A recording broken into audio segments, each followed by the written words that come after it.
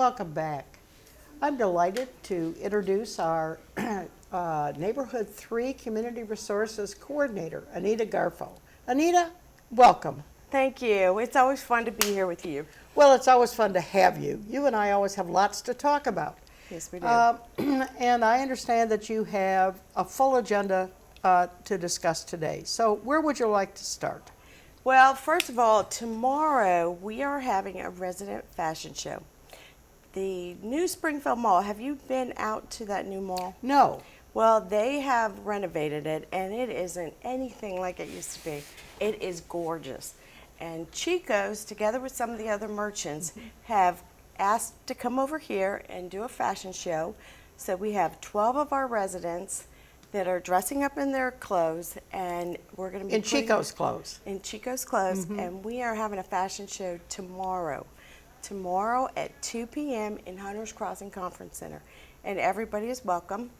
Well, of course there is limited seating, but I think anybody that would Limited seating, how many we're talking? Well, Hunters Crossing, I wouldn't say more than 200, but anyways, the reason I say that is because you will get a coupon, so if you want to go over there and shop, but she also is bringing wonderful raffle prizes.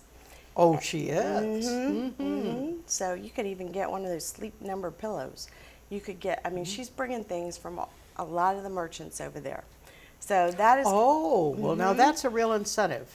Right. They have donated things so that people here will start to go over there and visit their stores. So anyways, we're looking forward to that. We have a lot going on. The library on Thursday is having a book sale. You know how they normally. Over at Town Center? Over at Town Center. Next week, Dale will be here. Did you go to the concert last Saturday? Okay. When there was every first Saturday of the month, there's always a concert in the theater. That's been going on for a long time. But we are fortunate because Al Nelson's grandson, Avery Nelson, is going to be playing for us on August 15th in the chapel. And he's well known as far as he's a wonderful pianist, and people that have heard him have asked to bring him back. So that's going on. What time is it on the 15th? That is going to be, oh gosh, you know what? We went back and forth between the afternoon and the evening. I believe we stayed with the afternoon right before. But that brings me to a good starting point on some of the things I really want to discuss, because we have so many activities. I mean, there are multiple activities and a large variety as well as availability in activities. I think we've noticed that. Oh, good. Yes. Because I'll tell you. Is it 250 now, something like that, in the No. in the Community Resources book? How many? No. Well, we have almost 1,000 lines of opportunity every month in the activity calendar. Okay. As far as the clubs, we actually have declined in our clubs because a lot of people are stepping down. Oh. And we need folks to step up and actually help run the clubs. That's the only way we can have that many clubs, because you wouldn't have all those clubs if community resources. No, I know, and I think we're all distressed that we're losing our two of our three publications here, Listening for God and the Memories publication, both ending in August, this month. That's a shame. It is. Because they are well received. Absolutely. And have been going a long time. Oh, yes. I mean, I look forward to getting those. I do too. That is disappointing. I'm sad to hear that. Yes, and what a coincidence that both ending this month. Well, I would love it if somebody wanted to step up. Yes. Because folks could still help them in continuing what they've started. Yes, and I think that offer is on the table, that anybody that's interested. We have a lot of new folks that, there's a place for everybody to get involved. If there's something that you want here that isn't here already, we're always ready to start new clubs and new groups with folks. We have a kit that helps you along the way. We hold your hand. If it's something that is going to need funding, we help figure out how can we get the funding for that particular I was going to group. ask you about that because the treasure chest had always done Right. initial costs. Okay, Is Community Resources picking up some of that? let me tell you that part of the reason that the treasure chest had done that is because it wasn't in the scheme of things for community resources in the beginning to fund all the different groups. And the reason I say that is because if we have over 200 groups and every group needed funding, we wouldn't have it in the budget to do anything else. No, I understand. And so that's where we turn to the treasure chest for some of the things that we could not fund. Because if, say you play pickleball, we have about 20, 25 people maybe that play pickleball. We have 2,000 residents. So it would come out of the kitty of the 2,000 for those 25, okay? The way that we're doing it now is we are trying to take requests and think, are we going to be able to continue it or do we want to honor it for this year?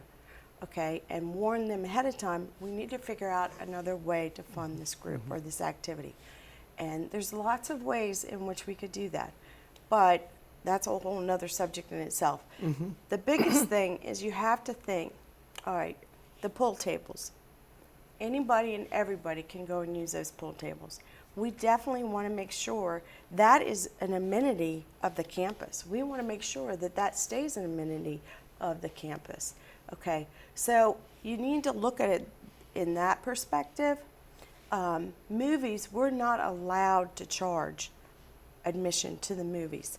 So that falls under a whole nother circumstance. That's why right now Pam is really trying to see what did Treasure Chest fund and is it something that we should continue because it benefits the whole community or the community at large, let's just say, and maybe not everybody, but Well, I think for most of the clubs and organizations, it was understood that it was startup costs that were funded, always, and continuing costs not so much. I think. I mean, there's a real, particularly something like bridge groups where Right. cards were purchased and things of that sort, and so I do think startup costs are really important. So I would hope that would continue. right. You talked a little bit about the issue of succession. And again, with those two publications ceasing, I think we have a real strong sense of, gosh, we really do need some Well, we have been methodology trying. here. We've been trying for the last at least 3 or 4 years, I know, trying to educate the groups. You need to get a succession plan in order. Yes. And if you have a leader and a co-leader, not only that, but it really takes a lot of the stress off of one person, so that if somebody wants to go on vacation, there's always the other person. Or if somebody's stronger in publicity or they're stronger in leading a group versus keeping record of who's in the group or that sort of thing, it divides up the roles.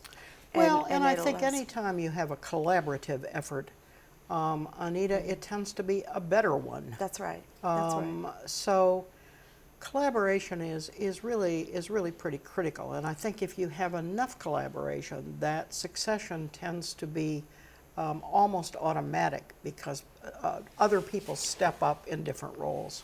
That's absolutely right. But I think all of us have seen situations and have been in situations where one person really dominates a group for a decade. And then people say, "Oh, there's no way I could fill those shoes." Exactly. And the thing is that there is a way. You don't always have to do things the same way the leader before did. No. But no, I that's really right. want to also stress how you find out what is going on, because we have so many ways to find out what's going on. I mean, look at here. We're talking about what's going on. then you can look at the scroll. Right. You can always look at the scroll. Then residents have been working hard to get thevillagebridge.net up and running so people can use that as a resource. There's always the bulletin boards. Board, yes. There's the activities calendar. The entertainment calendar is a special trips calendar. There, I understand they had a wonderful time at the winery, by the way, last week. So she's got trips lined up. We have entertainment lined up. Then the clubs are endless. I mean, easels right now. We are using easels if it is a special speaker, a one-time opportunity, or there is like bingo. It's every other Friday, but the kitty gets big sometimes, and so the kitty changes. But groups that are ongoing, there's so many ways. You could go to your activity handbook that you get and see if there's a club that you want to go and meet with. The Cubby Stuffers, we have pulled back from the Cubby Stuffers from the feedback of residents themselves.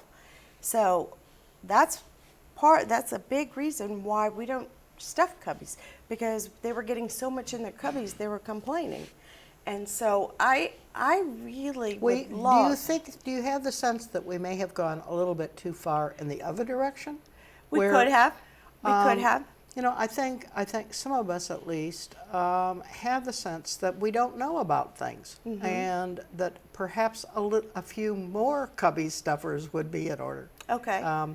Yeah, and you know, but Anita, then you have to don't figure out when, just like the easels. I know. The easel I know. policy now is 72 hours, okay? Because we were finding that really 48 hours wasn't long enough for a lot of the groups. That's right. But 72 hours, we really want people to stick to it.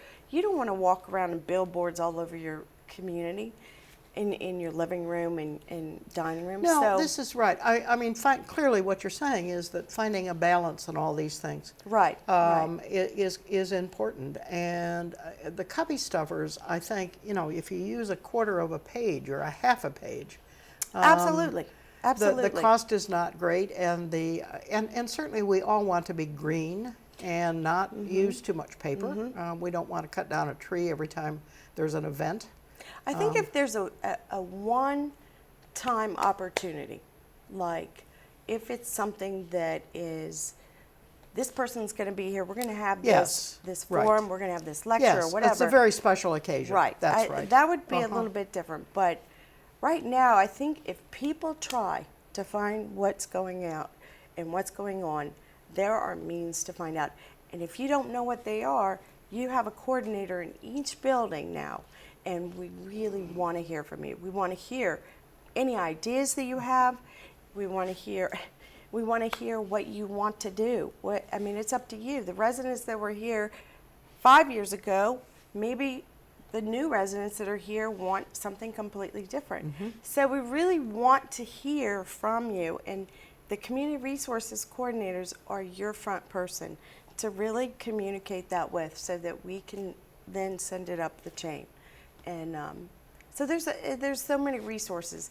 It's like the photo directory. Judy Snook is selling those right now, and there was a committee with Betty, a bunch of people that put together this beautiful photo directory. And if you don't have one of those, that's a great resource just to remember, oh yeah, who was that I saw in the hall? But now some of those photographs are 15 years old. They will take your picture again. Oh, will they? All right, I wasn't sure about They will take your that. picture again. Well, not for this year, but for the next year, they'll take it again. Was that announced? That's the whole purpose. Yes, and they did do Cubby Stuffers. Okay? They did in terms of the sales of it. I don't ever remember saying anything about taking more recent photographs.